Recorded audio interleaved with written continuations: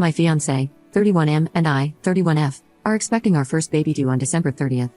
His family has a vacation home in Florida, and they have gone every year during the holidays for about a month until after New Year. He agreed not to go this year because of the baby, but his family is insisting that he goes and comes back on the 28th. In their words, there is ample time before the baby is due. So, he bought a ticket for December 15th, 28th. His reasoning is that his parents really want him there, and his siblings will also be going. For some context, I have also gone to Florida with his family for the past 5 years for at least part of Christmas. Every other year, I return before him to spend Christmas Day with my family. This year is the first time in a long time that all the other siblings are able to overlap dates. My fiancé has major FOMO, fear of missing out, which is why this is a sensitive subject.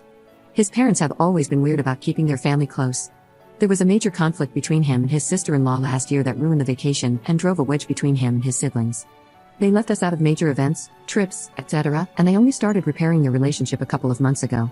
While they are trying to fix things, they have left me out of it. They've never said it outright, but little things suggest they don't consider me completely part of their family yet since we aren't married. Anyhow, this is bothering me a lot more than I thought because I know pregnancies are unpredictable, especially in the last trimester, and if anything happens leading up to the due date, I need him there. My parents are away overseas dealing with a grandparent emergency and won't be back until December 26th, and my friends have their families, so I will be completely alone. The other reason, and I guess it's more selfish, is that I will be spending Christmas by myself. It's not the main reason why I'm bothered, but it's a small part of it. He's been spending Christmas every year in Florida since he was 15, and there will be many more trips after the baby is born, so I don't know why he can't skip this year for me. Anytime I bring it up, it results in a very uncomfortable fight about my expectations to put me first rather than his parents. I don't even bring it up anymore. His parents have always been kind to me, but they also don't see any problem, so I think I'm going crazy. Update 1. I'm sorry for not updating sooner. Everything has been overwhelming and I'm trying to deal with a lot. The good news is that my mom arrived home yesterday. When I explained everything to her, her sister, who is a retired nurse, insisted she come too. I'm so thankful to have them here, though, it's hard to get my feelings across as there's a bit of a cultural barrier. My mom is from Hong Kong, and without getting into details, the grandparent situation was very much an emergency, but she has siblings and my dad who is staying there at the moment. As for my fiancé, I scheduled a virtual appointment with him and my obstetrician to update her and give her a rundown of the situation. Like all of you, she was appalled and strongly recommended he not travel during this time. Her words were, "In my professional opinion, I'm going to very strongly recommend you reconsider your plans. In my personal opinion, I'm going to insist it."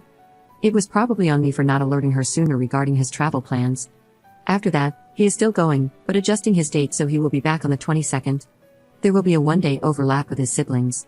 His mom isn't too happy he won't be there for Christmas, and she suggested he fly back later on the 25th instead so he can spend a part of Christmas Day with them, but he said no.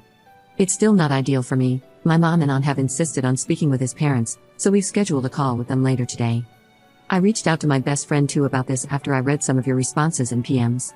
She was livid and informed her husband that she doesn't care if it's on Christmas Day. If I go into labor, she will drop everything and be there. She's also been kept up to date about who will be with me while he is away and will be visiting. I know there were a lot of questions regarding the family, but I can't address all of them. It's too much to write out. Yes, I know they don't treat me completely as family. There have always been small passive-aggressive things that bothered me, like not being invited to Mother's and Father's Day events, left out of family secret Santa, not being allowed to sleep in the same room when we visit, etc. Yes, I know that his mother must be aware that he shouldn't be leaving me at 37 weeks. She's not dumb, and I update her after all my appointments, so I know she knows this too. I don't know why she's saying it's okay, but I have an idea why. My mom has made it clear she will be addressing all of this in the call.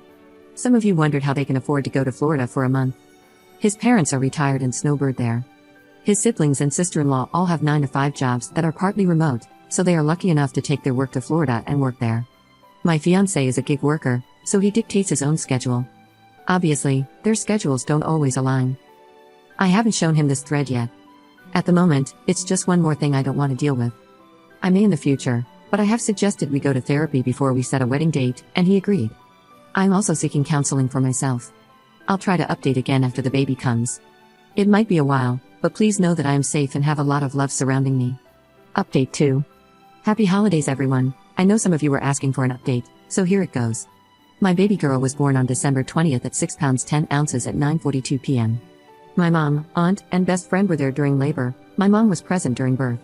She's healthy, and we're all exhausted, but I'm so grateful for my support system. My ex-fiancé did not make it for the birth. During the video call with his mother, my mom told her that he needs to come back immediately, otherwise, She will be taking me home, and they will not be welcome to visit the baby.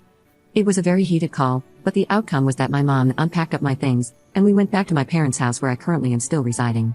So, you can guess what happened there. I had a very upsetting phone call with him about his priorities now that we were literally down to the wire, and the conversation ended without much resolution. He hung up on me. I messaged him after our daughter was born to let him know I had given birth and that she was healthy. He tried to video call a lot after that, but I didn't pick up. He returned home on the 22nd as planned. Of course, I wasn't at the condo. I think they all thought my mom was bluffing. He tried to come by my parents' house many times, and at one point, sat outside in his car for hours when my mom and aunt wouldn't let him in. Finally, on Christmas Day, we let him see his daughter, and he and I discussed our future. My mom and aunt have been very vocal about breaking off the engagement, and I agreed that after the call with his parents, I didn't want to be involved with a family who was so selfish.